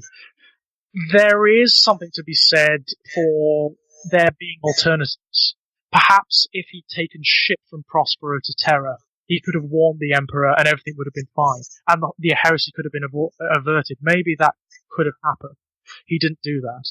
He didn't just want to warn the Emperor, he wanted to be vindicated. He wanted the powers that he wielded to be exposed for what they were, for the tools and instruments of enlightenment that humanity had to harness. So, he embarked on a spell of incredible power and potency that would breach the psychic wards around the Imperial Palace and cast his projection into the depths of the palace where the Emperor was working. So he could warn him in that way. Unfortunately, Magnus hadn't been told by the Emperor, and this was conceptually a mistake on the Emperor's part as well as Magnus's. The Emperor did not tell Magnus that he was working in the depths of the Imperial Palace on an engine, a psychic engine, that would allow him, ultimately, to conquer and purge the webway. In the depths of the Imperial Palace, there is a portal that opens into the webway, an infested portion of the webway that is completely diseased with demons and the power of chaos. He was preparing to cleanse it, and to thereby utterly do away with humanity's need for the war at all. By conquering the webway, he could have linked the entire Imperium together without the need for the warp at all. Warp travel would have been done away with. You could have warped from one planet in the Imperium to another. Unfortunately, through his efforts, Magnus destroys that. He doesn't do it deliberately. No, it's the decisions that he makes leads him down the wrong path. That's right. And you know what? There's a wonderful point in the book, 1,000 Suns, where Magnus emerges through the portal, his psychic essence emerges through the portal, and there is absolute anarchy in the Golden Throne Room, it's bursting, it's melting, there are fires breaking out throughout the entire Imperial Palace, and he realizes. He and the Emperor look at one another, and there is this momentary psychic communication between them, and Magnus realizes what he's done. And he realizes what he could have been as well, because the Emperor had a plan for him. He was going to take the place on the Golden Throne. It was his psychic power that was going to guide humanity through the webway, that was going to purge the webway. He was going to be the guiding light of all of humanity. But it destroyed that chance. Utterly destroyed that chance. And so was cast back, flung back to Prospero, where he went a little bit mad. He went just a little bit mad. And it's where he learns at last about Zeech. It's where Zeech lifts the veil and shows him what he is, what's been done to him, how he's been manipulated from the very beginning. And Magnus descends into utter despair at that point. His sons can't speak to him. He won't speak to any of them. He won't even allow them to see him. And he knows the Space Wolves are coming. He knows the Emperor is going to send Space Wolves to decimate Prospero. And he deliberately occludes his son's foresight to stop them from raising defense against them. He believes they deserve to die. It's I've done a bad thing, I deserve the punishment. Yeah, he's lost. He's totally lost. However, when the Space Wolves do descend, something changes. And it's never really explained what. You know from reading 1,000 Suns that he is in communion with Zeech at this point, and he's trying to understand. He's trying to understand what's happened, how he could have possibly been tricked by this, how the warp is far more than his father has allowed him to ever see or know. And Zeech says to him, your father would have made a slave of you. All of these pretty lies, these stories about you being the guiding light of humanity, no. you would have been imprisoned on the Golden Throne. He would have enslaved and contained your powers for his own interests. And initially, it seems like Magnus isn't listening. It seems like he's not listening. While his sons, while the people of Prospero are dying outside, whilst apocalypse is raining down upon them, it seems like he doesn't care anymore. But there is a point where he erupts from the top of his tower. He bursts from it, and he descends like a psychic apocalypse down onto the surface of Prospero and starts destroying the Space Wolves. He starts defending his sons and the people of Prospero from the Space Wolves and the Custodians and the Sisters of Silence, the forces of the Imperium that are utterly destroying Prospero around him. And he comes into conflict with Leman Russ. He actually has a bit of a fight with Leman Russ. It doesn't go terribly well. Largely because Leman Russ is an absolute wimp and has to fight alongside the Sisters of Silence to block Magnus's psychic powers. That's the only way he can fight against him. Without the Sisters of Silence, initially, Magnus is near killing him. He is near killing Leman Russ. But without his psychic powers, Leman Russ ends up breaking his back across his knee. And this shatters his physical form. And in his last breath, Magnus drags the entirety of Tisca, the Golden City, the capital of Prospero, into the warp. Casts it through the warp to a planet that's been prepared for them by Zeech, which will eventually become the planet of Sorciarius, the planet of the sorcerers. And that's where the Thousand Suns come to rest, in this warp-saturated... It's sort of a paradise for them in many respects. It is a place where they can begin their studies anew, where they can start to explore the true nature of the warp. And it's hard to explain, but because of the time dilation, the way the time isn't the same within the warp as it is outside, they're there for centuries. Absolute centuries before they emerge again to take part in the War on Terror. So they've learned a lot by this point. They've become something entirely different. And so is Magnus. Magnus is elevated at this point to become the demon Primarch of Zeech. He's made immortal. He becomes an entity of pure magic. He is sorcery made manifest. He's the emperor of all sorcerers at this point. And that's how he descends on Terra. That's how he fights at the walls of the Imperial Palace alongside his sons. They're ultimately defeated, of course, and cast back to the planet of the sorcerers. And it's at this point, sadly, that the more mercurial elements of Zeech's patronage start to make themselves known. The flesh curse comes back. They start to mutate and transform even more wildly than they did before, and with even more bizarre extrusions and shapes and wild variations of anatomy. However, a lot of them accept it now, because they've dedicated themselves to Zeech, because he is the Lord of Change, because he is the Lord of Mutation. They actually regard them as blessings now. And Magnus is amongst them. He actually proclaims that they should accept these mutations now, and they should celebrate him.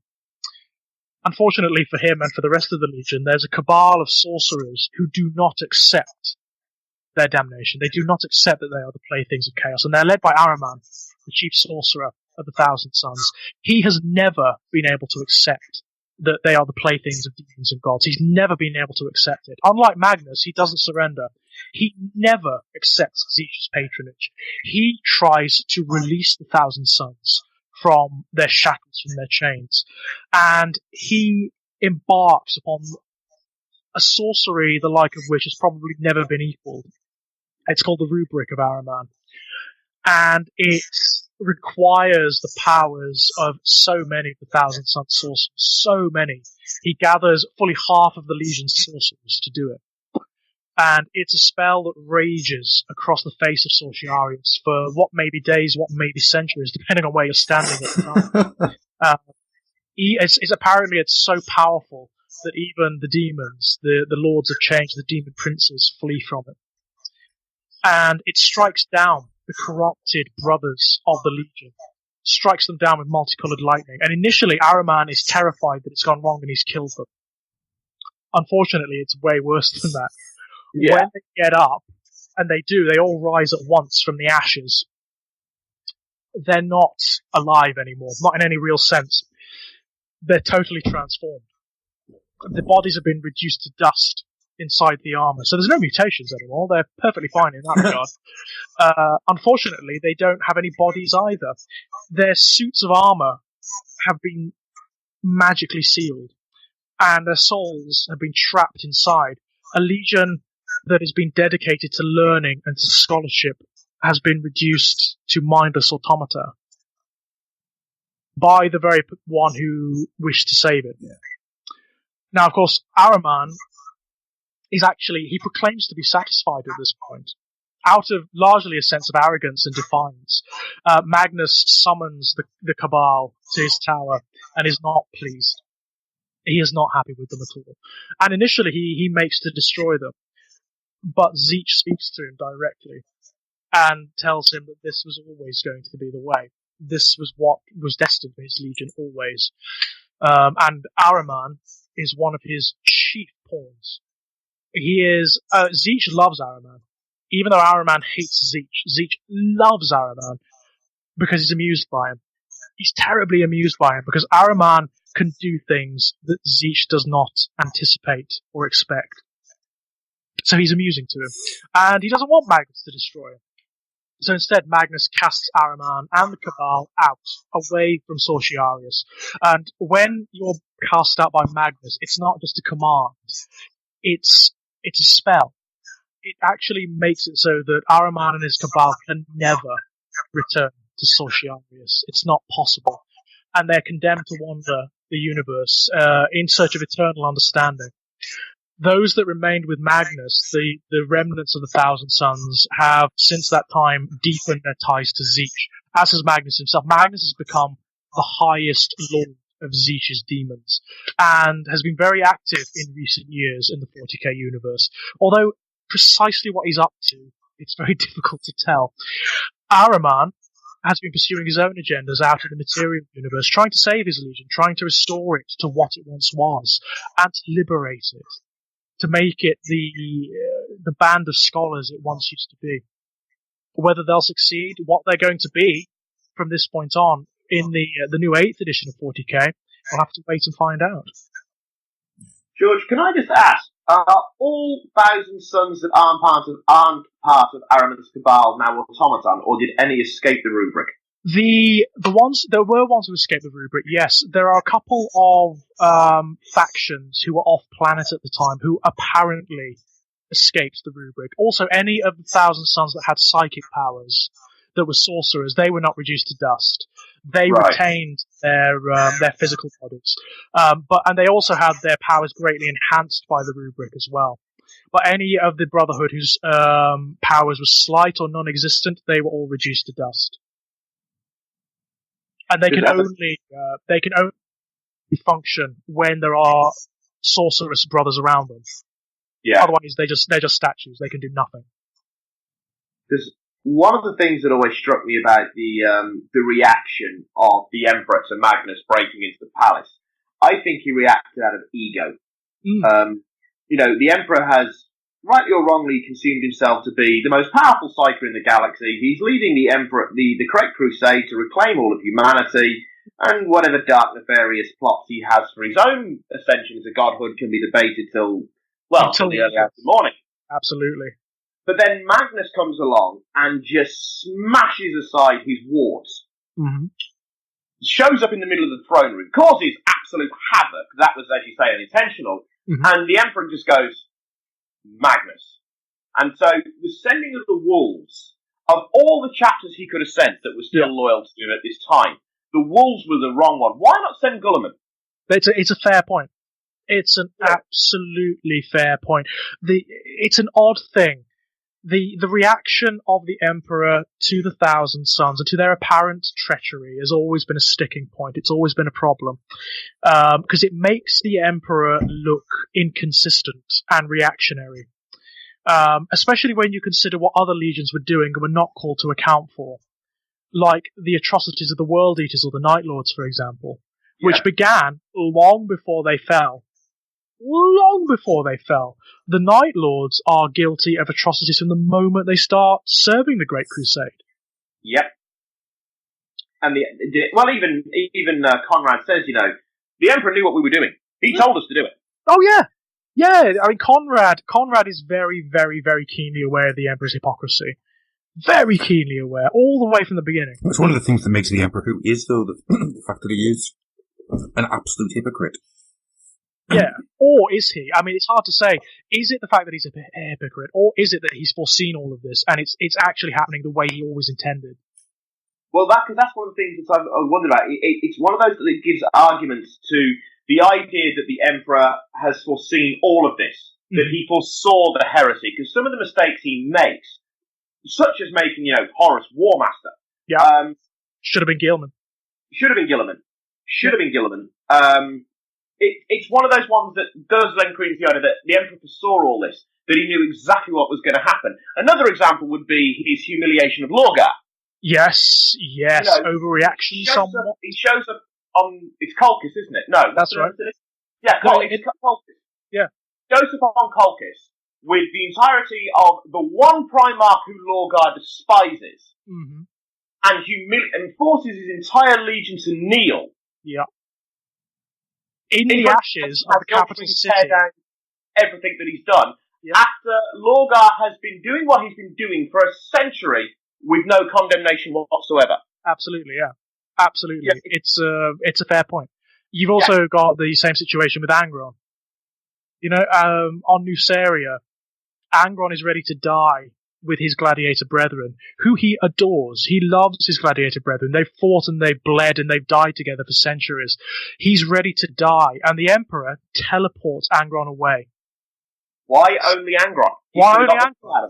Why not descend with an army and allow Angron to fight at the front of it to reconquer Nuceria? That more than anything says to me that he knows exactly what he's doing. Yeah, he knows exactly what he's doing. I always saw it as being the Emperor wanted to pit his sons against each other, wanted to push them into the darkest places possible so they would shine. But by pitting them against each other, he defies his own message of a united humanity. The end idea is a united humanity. At this point, there is still a long way to go.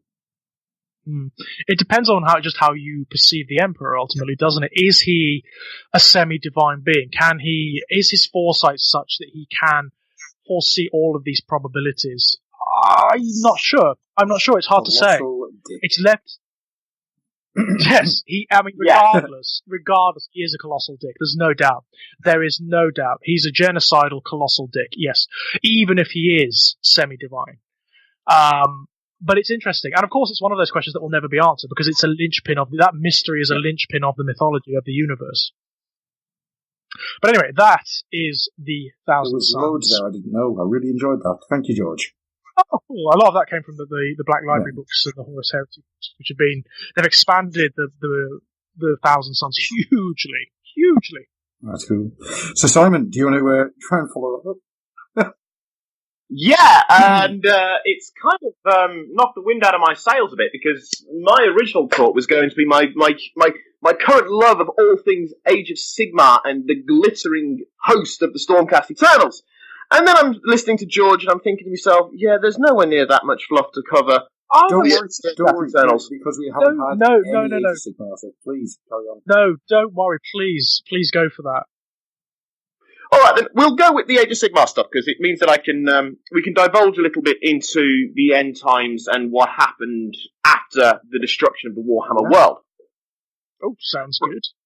Okay, so after the end times happened and Archaon basically comes along and conquers everything, the Lizardmen get their asses handed to them by the Skaven and jettison themselves off into space. You never see the important part. Which part, sorry? Hit Austria with the moon. Oh, yeah, sorry, yeah. Gets smacked by a moon in a very R.A. Salvatore way at the start of the Yuzan Vong Wars in Star Wars, but we won't mention those books because they are heresy. Even hit the Lizardman in the face with a moon. It's the best thing ever. Love it. No, because it introduced the Yuzan Vong, who are horrible. Skaven hit Lizardmen in the face with a moon.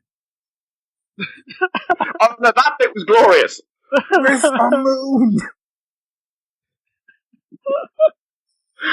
I love it. blew I up an love it. Elder spaceship. Yes, that's my favourite part. That's my favourite part, where they are essentially speaking to the Eldar. It smells elvish. Blow it up.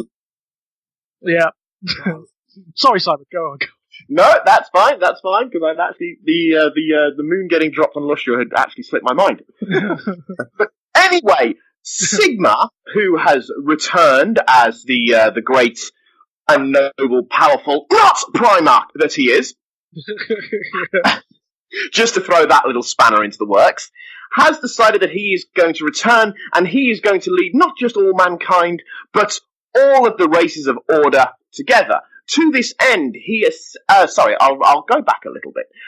After the destruction of the old world, chaos has begun to subsume what is now the realms. And you've got the realm of fire, and the realm of metal, and the realm of magic, and the realm of death, and the realm of green, and all the different ones. It's basically the 8-pointed star from Chaos. Yes. And Sigmar and Chaos has started to consume everything. You have entire planes devoted to the various Chaos gods. As George has been talking, we'll reference Nurgle, who is currently trying to conquer the crap out of Alariel on the Maiden Worlds, of the Green Worlds. And Sigmar, who has at this point got rather cleverly tricked into giving up his favourite toy in the form of Galmaraz, his hammer, taken most cleverly from him by Tzinch by making him throw it into a big fucking hole. Yes. Well done. Sigmar realises that, you know what, I'm not quite best equipped for this little job. And he buggers off to the realm of Azir. Yes, Azir, not Ashki. Yeah. Yes, it is Azir. Yes, it is Azir. I got my A's mixed up. Buggers off to the realms of Azir, locks the door and says, right, well, I'm not coming out now for a little while. By a little while, you mean like a couple of million years, yeah? Yeah, it's about 1,000 years, isn't it? I've been locking the door, I've been listening to some Linkin Park. And probably some stain just to really rub salt into the wounds. I always figured if Sigmar was going to forge warriors upon his forge, he'd either be a power metaler or a gent metaler, depending on his It would just be nothing but the Killer Instinct theme just on repeat. For 1,000 years. That's brilliant. I love it. So what he does is he decides, right, I need a new army. I need something that has never been seen before, and I need to bring them as quickly as I possibly can, which is a better part of 1,000 years. So, as he's hurtling through space, he forms an alliance with the great Star Drake, whose name completely escapes me. We'll get to him, actually.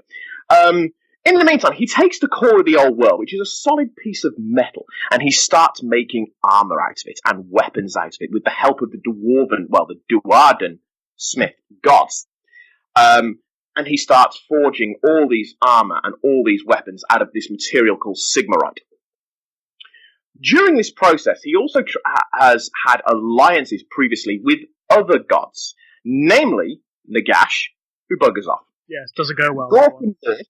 Who bugger off. The Smith gods of the Duarden, whose names conveniently escape me at this moment in time, who stay around for the most part. Gotrek! With his friend Felix. Oh no, at the end. Do you know what? I remember thinking, God, they are terrible. I hated the Gotrek and Felix books because it was the same story over and over and over again. I love it. But there we go. So yes, he's forging all this, and as he's doing this, he's reaching into the realms. So the gates aren't completely barred, and he's looking for what is supposedly every noble being from all of the races. So that would include the Oryx and the Ogres and the humans, except for the Bretonnians, because we don't talk about those French bastards anymore. No, they're gone. They're gone. Yeah. They would decide that we can't copyright 15th century French noblemen, so we're not going to have it. So, and from the humans, from the elves, or the Aelves, from the wood elves, from the high elves, from the dark elves, who are also now goodies, by the way. Mm-hmm. Technically.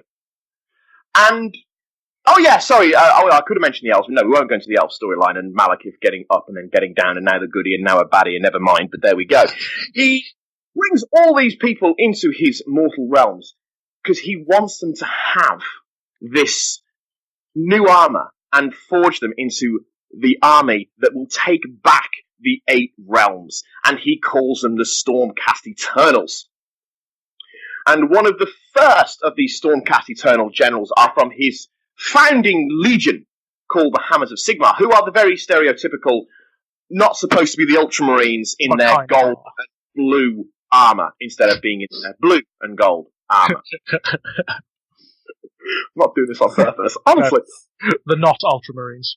The not Ultramarines, in their gold and blue armor, and their leader is Vandus Hammerhand, who rides a giant lizard, has a huge flaming mane of red hair, has a giant power mech, has a giant thundering hammer, and is riding around on bolts of lightning. This guy could not be a more 80s power metal tribute act if he tried. You're missing out the album title.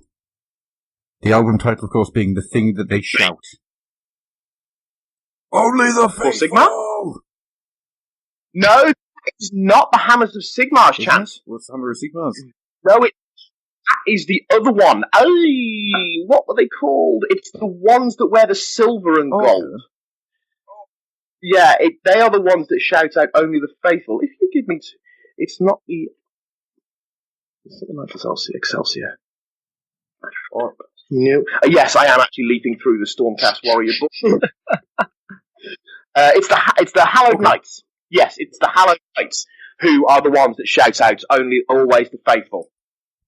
And each of the first ones that come out are the Hammers of Sigmar, and they are the first forge. They are the most proud. They are the glorious, who come out of the realm of Azir and land on a bolt of frigging lightning into a chaos-infested world.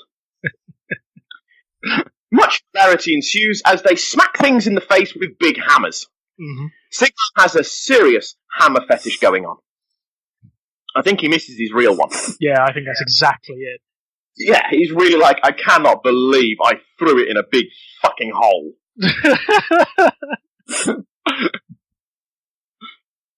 Now, the Hammers of Sigmar, when they first come down onto the land, it's the Land of Fire. I'm really bad that I can't actually remember the names of it. Ashqui? It's Akshi or something like that. Yes, it's Akshi or something like that. He lands on the realm of fire. And basically he smacks the crap out of the Khorne Bloodbound. And some guy who is trying to ascend himself into demonhood and basically stops. That's his name, yes. Even though I actually found that Scarbrand was a much more interesting character, the Bloodsecrator character. Mm. I thought he was much more interesting because the Lord Relixer Ionis goes after him. And I found that their part of the aspect of the storyline was much more interesting than Vandus Hammerhand trying to redeem himself for his less than glorious death at the hands of the Khorne Lord. Korgoth. As we continue this, we also start getting introduced to other Stormcast Eternal chapters. Chambers. That one was actually an accident. Was that actually a Freudian slip? That was actually a Freudian slip, yeah. That was not deliberate. And we have such ones as previously mentioned, the Hallowed Knights, who are very much the warrior monks, who are called into this particular chamber if, when they, at the moment of their death, they were praying to Sigmar and were believing in Sigmar. We also have the Celestial Vindicators brought into it as well, and these become the Vindicators if they pray to Sigmar for strength, not deliverance at the time of their death. They are all about the vengeance and the killing and the murdering. Nice. So, because of course the Stormcast Eternals are Games Workshop's newest army, they're very much at the moment a blank slate, and this is what I find really interesting about them, is that they can go anywhere with them. You've got all the different, they're just different colour schemes, but you can make them all as individualists. And the biggest one that I like so far is the Lord Relictor of the Hammers of Sigmar, who is hinted that he is, well, it's strongly suggested, pretty much mostly confirmed, that he's actually a vampire who has escaped from the Gash. Yeah, it's Ionis does is there's a line that's delivered in it, because he's come from the realm of death, where obviously Nagash reigns supreme. Absolutely supreme. That's right, Archaon. And there's a line that says, a debt must be paid, and it's a life for a life. So I think there's going to be more done with Ionis Cryptborn in regards to what's going to be done. He's actually very interesting, because if he's a vampire, he'd be the first one that we've seen at the Stormcast who's not entirely human. We've seen so far that, it says it in the books that anyone can become, as long as they are noble at heart and pure of strength of arm, can become a Stormcast Eternal. So far, all we've seen is, well, apart from one exception, human males. The best way to describe how Stormcast are made are people who die in ridiculous situations who don't die. Yeah. That's it. Are you? They just reload. Sorry, I was just going to say, are you about to do something stupidly heroic and die? Excellent. Stormcast material. Like charging into an entire warband of Chaos Marauders just so you can avenge your friend. Yeah. Who all to an entire warband of Chaos Marauders. But there we go. On a world that's dominated by these Chaos Marauders. Yes. Pretty much. When a Stormcast dies, when they have their second death, or third death, or fourth death, or fifth death, their souls, unless captured by the Chaos Sorcerer Ezrit, who is under the personal tutelage of Kairos Fateweaver, who really, really, really needs to get more screen time. Agreed. Especially since he's got that lovely new miniature. Oh yeah, that Lord of Change, and I will so big good. shout to the Lord of Lairs, the Prince of Palettes, Duncan Rhodes, for the painting tutorial he did, which is pretty much what's inspired me to go towards the Zine Shinka in the first place. It was very good. It was very good. It's just an hour and a half of watching that silky man talk. I mean, he is the love child of Bob Ross. I don't care. Wow. And I said, yeah, he's quite a pretty boy, isn't he? But when the Stormcast Eternals die in battle, they are taken back to the halls of Sigmar to be reforged, and this I think is a fantastic piece of writing on the idea, because it opens up so much that they can do with these guys, the stories that they can tell because unlike the Space Marines, Stormcast Eternals are still human. Yep. They still have the same wants and desires and emotions of a Stormcast of a human being. Space Marines are always considered to be something more. Fanatical lunatics for the most part, for many a part of it. But here we go. With notable exceptions in, say, of course, Matt Ward's Ultramarines and the Salamanders. The Salamanders, yeah. The Stormcast Eternals are still portrayed as human. They have doubts. They are unsure of themselves. They have different motivations that drive them. Some seek to protect. Some seek to avenge. Some seek to solve wrongs that have been done to them within their former lives. But when they die, they are reforged. They're essentially remade back into other Stormcast Eternals. And they can end up in different roles. For instance, it's what happens to the first of the Lord Aquillas of the Vanguard chapters. He wasn't always a Lord Aquila. He was originally a Lord Celestin who gets reborn into the Lord Aquila form. But they come back different. There are aspects of their humanity that are eroded with each reforging. And it's not yet clear what happens when Stormcast has been reforged 4 times, 5 times, 6 times, 7 times, when they will eventually become less than human. Space Marines, they die. It happens. They die, that's it. They're forgotten about. Their gene lives on, they get the fancy armor. But these guys, their fate is horrendous. Because you don't get the reward of an afterlife. You get brought back to life as something different, and then plunge right back into a situation that can get you killed again. And it's both enticing and horrifying a fate. Yeah, it lends a very nice layer of horror to the Stormcast Eternals, doesn't it? Because they are essentially their own ghosts. Oh yeah, I like that. Slowly eroding. I really like that. Yeah, that's very cool. It's a fantastic piece of writing that's at the start almost delivered as a little bit of a throwaway. They come back a little bit different. But when you start thinking about it, and when you start adding to it, they come back a little bit different. They might come back a bit grimmer. They might come back a bit more dour. They might come back as, or they might go the other end. They might come back more jovial. They might come back, instead of being not conservative, what's the word I'm looking for? Cautious, they might suddenly become reckless. So not only can they come back and lose parts of humanity, they could come back as a completely different person. I mean, how much would that mess with your head after a while? Yeah, in terms of character building, for like the potential fiction that could be written about these guys, it could be fantastic. I mean, there's one that's currently in the Realm Gate Wars. Gardus he's called, and he's one of the Hallowed Knights, who the other chambers really want to protect because he seems to be everything that the Stormcast Eternals embody. He's not altogether wise, but he's a great warrior, a good leader. His men love him, and he jumps into the Garden of Nurgle. Oh, and that's at the point in the story where I've actually left him because I haven't got the next book. But he's running from a great unclean one called Balthorox. And Balthorox, of course, he's being very Nurglish in nature in that he's not being overly cruel or he's not belittling him. He's trying to convert him. Because Nurgle, of course, is, of all the Chaos Gods, not exactly horrible. Oh, he's lovely. That's a conversation we can have another time about the intricacies. Oh, definitely.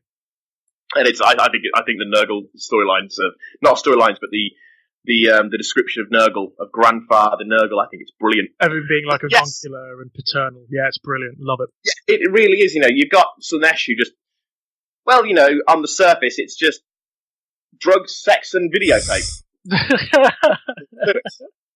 And Nurgle again, he looks on the outside, he's horrid and bulbous and full of pustules, but then you dig into the nature of Nurgle, and he's accepting, he's kind, he looks after, he genuinely cares about his children. Genuinely cares about his followers, Genuinely cares about.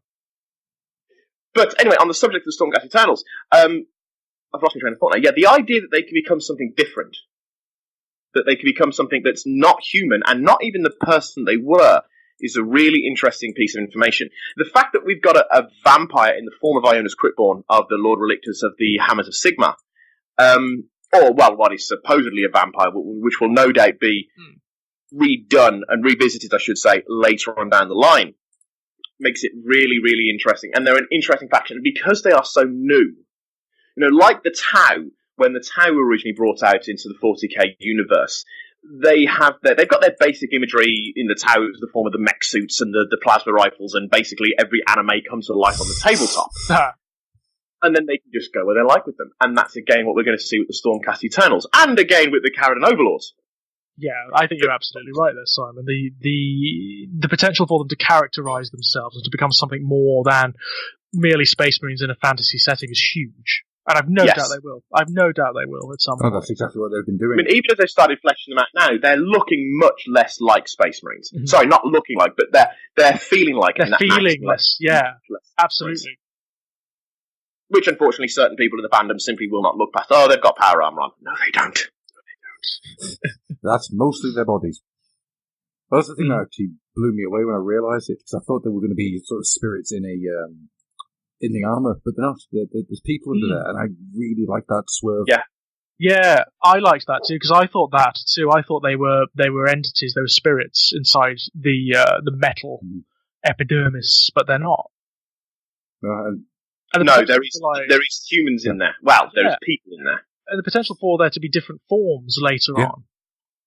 That would be fantastic. I would love to see them introduce new miniatures into the range that reflect elves and dwarfs and whatnot who become Stormcast Eternals. I think that'd be fantastic. Yeah, or even Oryx. I'd love to see an Oryx Stormcast. Yeah, that'd be wonderful. Absolutely. Who's to say they can't be? Well, there was a thing with the Sigmar and Morka Gorka going around and doing stuff, wasn't there? So there was, yes, early on. Early on, apparently they were okay, It's just that Gorka Morka's a bit belligerent and likes a bit of a scrap. And in the end, I think the main reason he left in the end was because he got bored. Sigmar simply wasn't moving fast enough for him. Pretty much. That's pretty much it. So, I'd love the Stormcast. No, that's definitely my take on the Stormcast Eternals. Brilliant. Yeah, I really enjoyed that. Yeah, me too. Me too. It's the kind of thing that it's very nice for us start to have something a little different on the podcast that's got a little bit more attention paid to AOS, because we obviously have been a little obsessed with 40k recently. I understand. And also just to explore that faction in a little bit more depth. Yeah, I mean, there's so much going on in Age of Sigmar. I actually would like to, at some point, do a story so far with Age of Sigmar.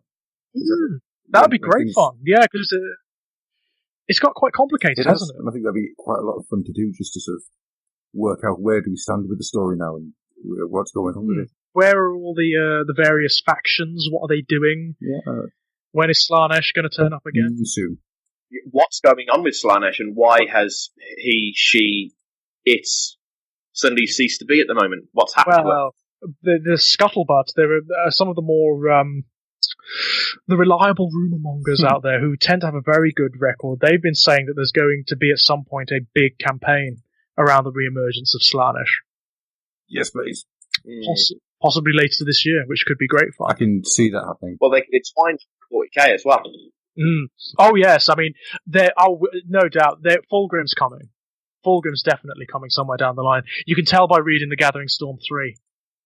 He's heavily hinted at that he's moving, that he's about to stir in the 40k universe. So I've no doubt that when they do Fulgrim and the Emperor's Children and the Slaanesh forces, there will be a book and some miniatures in AOS as well, just like they did for Tzeentch with the Wrath of Magnus and the Disciples of Tzeentch. Yes. As I said, the Disciples of Tzeentch is almost certainly going to be my next lot for Age of Sigmar, and then of course with the demons, I can always transfer them over to 40k. Yeah, it's such a good book as well. It's a brilliant masterpiece. Brilliant army. Love it. I'll probably pick it up. Well, I'm in England next week actually. Myself and Anna are going down to see Jamie. I'm in Birmingham next Wednesday. If any of you guys are about, I don't know how far away you are from Birmingham now, Georgia. If you're working, I'm very close to Birmingham. I'll have to check my works rota, but yeah, that'd be great. Yeah, because we'll be in Birmingham probably about midday onwards, so we're probably going for a Chinese before we head to Northampton in the evening. So if you're about, just let us know. We'll meet up. Brilliant. Yeah, we'll do. Perfect. So I might see if I can pick up the Tzeentch book when I'm over next week. At the very least, it'll definitely be the Skirmish book. Heavily recommended, the Tzeentch book. It's one of the best books on Chaos that Games Workshop have released since the ROC books. Yeah. It's just got a wonderful feeling about it. It's fun to read. It's just fun to pick up and leaf through. Little stories in there are works of beauty. Yeah, they've got that slight sense of humour that they used to have back in the ROC days. And then a lot of them, they're not all sort of war porn, they're not all sort of clashing swords and throwing bolts of power and whatnot. They're the little intrigues of Tzeentch, the politicking and the subtleties and the unveiling, which I love. Well, that's what Tzeentch is mostly about. He's not about big, grandiose battles. Yeah, he'll fight when he has to, but he's much more likely to lead you down the little path as he is to stab you at the back. Well, that's what they've done. That's what they've done with the Disciples of Tzeentch. They've made them much less like the classic Chaos Horde, like it used to be in Warhammer. It's not warriors and knights and so on and so forth. It's cultists and scholars and arcanites and sorcerers. It's much more subtle. It plays differently. It looks differently. It looks and plays like it should have done, like it always should have done. Yes. I've seen some of that. Just watching the battles on the wargaming channels on YouTube. Shall we move this on and get this finished? Because this is on a lot later yes, with all the technical issues. So, yes, no worries. I'm going to finish. We'll probably drop the quiz for tonight, I think, just because we're going really long. I think that's fair enough. If you want, I can sort of double up or do a slightly longer one next time. That's probably going to be the best idea. Okay. So, to finish this off then, I'm going to talk about a race that is long vanished. A race that, when around, had much love. But then, then went away, never to be spoken of again. A race that it has a story behind its creation almost as interesting as the story within the fluff. You thought I was going to talk about squats. I'm not. Yes. I'm talking about I think Zoats. Excellent! The Zoats are regarded throughout the majority of the old world through the realms, yes, through the realms, as creatures of legend. Nobody really knows where they came from, how they developed. Are they native to the old world? Are they native to the realm of beasts at all? However, what they do know is that if these things exist, they are very old and very powerful, solitary by nature, and occasionally encountered in the depths of the most ancient forests.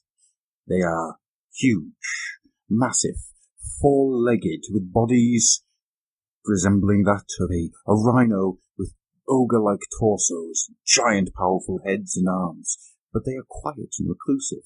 They can move through the densest undergrowth with hardly a sound, until they hit you with giant stone magic axes that are known as sky staves, which have two things. They are therefore, one is for the casual bludgeoning and beating of anybody who sees them, and two, to fire massive amounts of magic, because the Zoats are the most powerful magic users outside of elves. Elves may twat around with their la-di-di-da-di-di-da-di-da, whilst Zoats literally sit there with big stones and go, no, and make the earth explode under your very feet. Because Zoats do not care about you.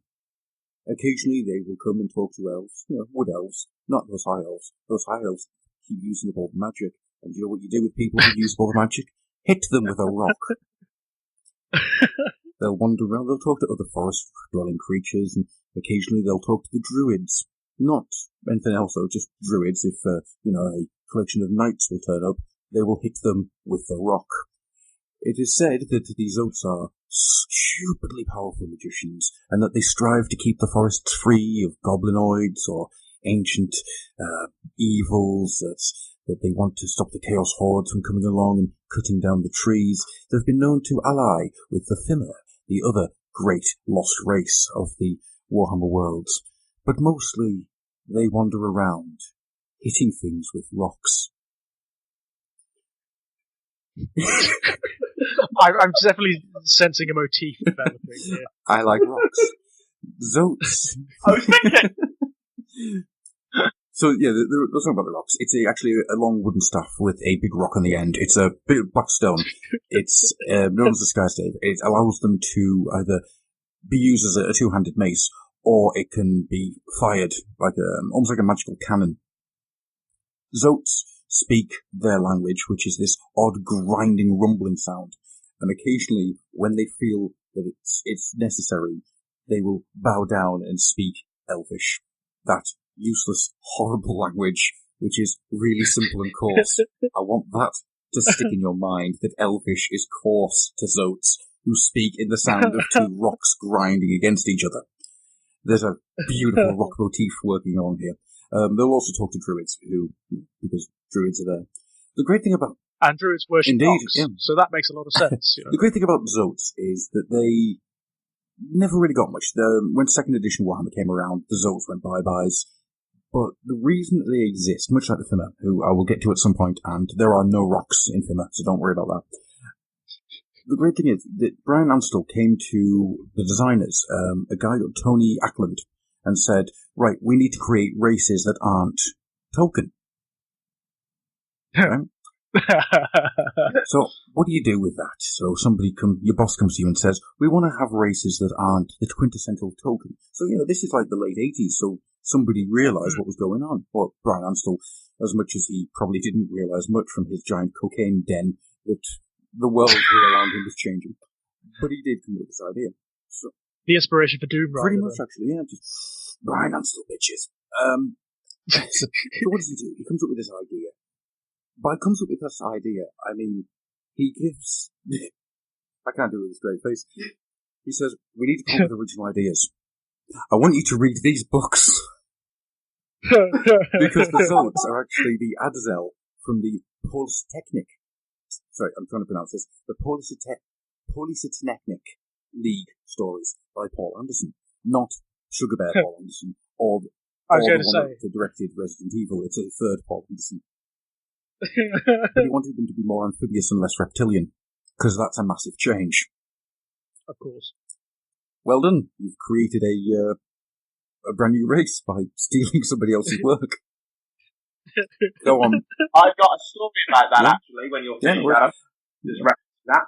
But it was quite interesting because the Zoats then got this, a couple of releases. They got used in 40k as well, and I'll come to 40k Zoats another time. I just want to stay within the fantasy version at the moment. They became the sort of the gardeners of nature. They were the, didn't go into the deep dark woods because that's where the Zoats were. And it fascinates me that they had this really cool race, and they built lovely amounts of backstory, which they didn't use. They came up with all these ideas, and bits of it are used in the Warhammer Fantasy Roleplay book, but that's literally about as far as it goes. And then they just vanish completely, and they're gone. And it's left with, right, so what do we need? We need something to tend the forests. Wood elves. We'll just make the wood elves the people who take over. And this is one of those things, it's vanished.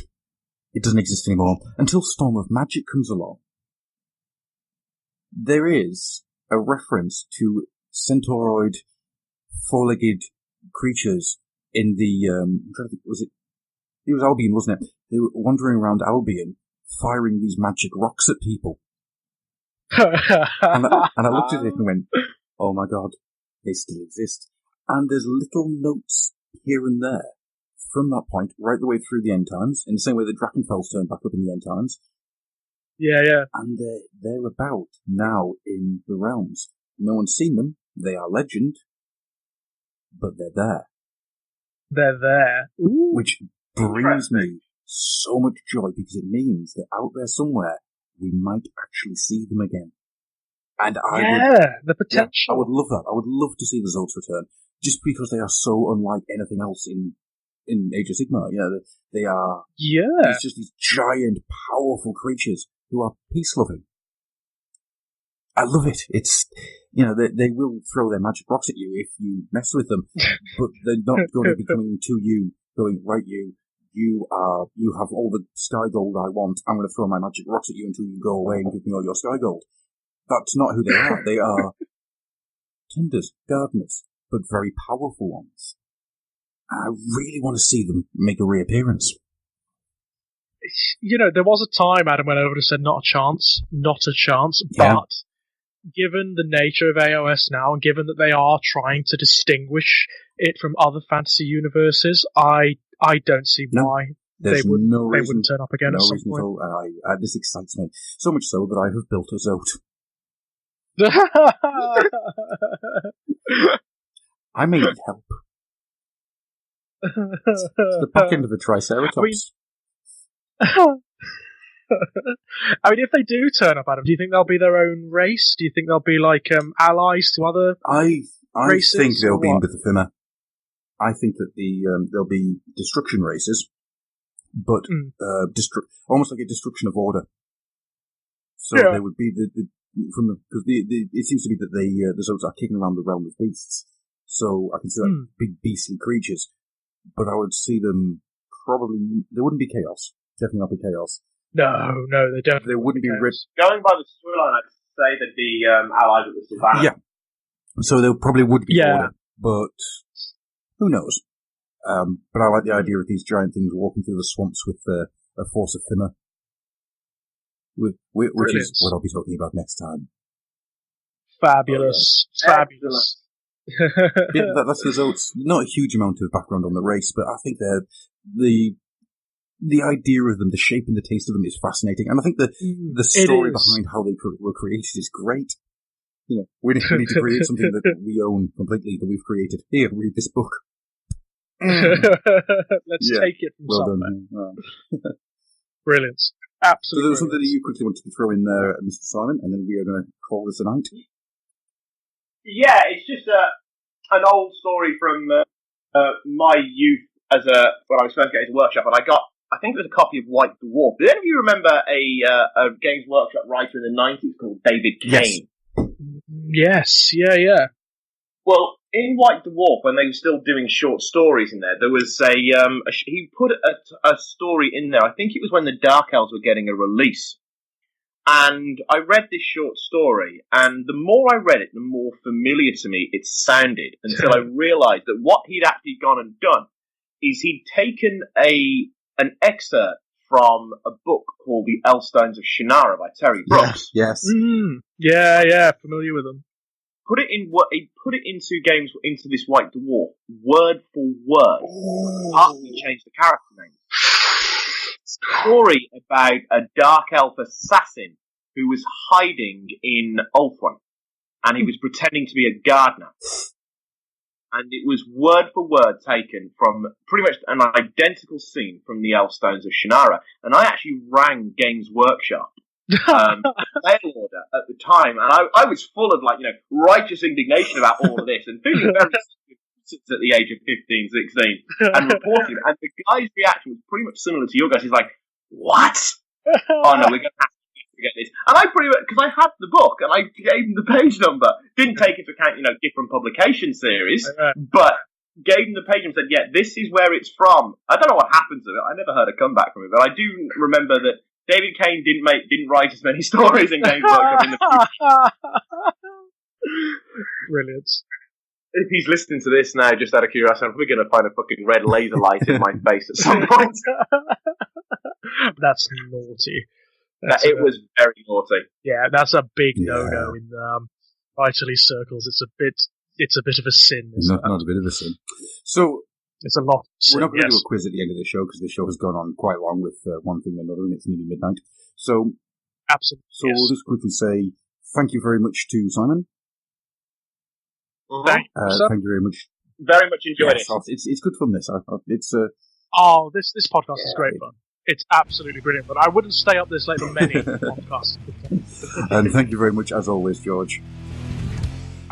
Pleasure, absolute pleasure. As always. And thank you very much to everyone out there for listening. It has been another wild ride through the worlds of the workshop, and we are out of here. Good night. Good night, everybody.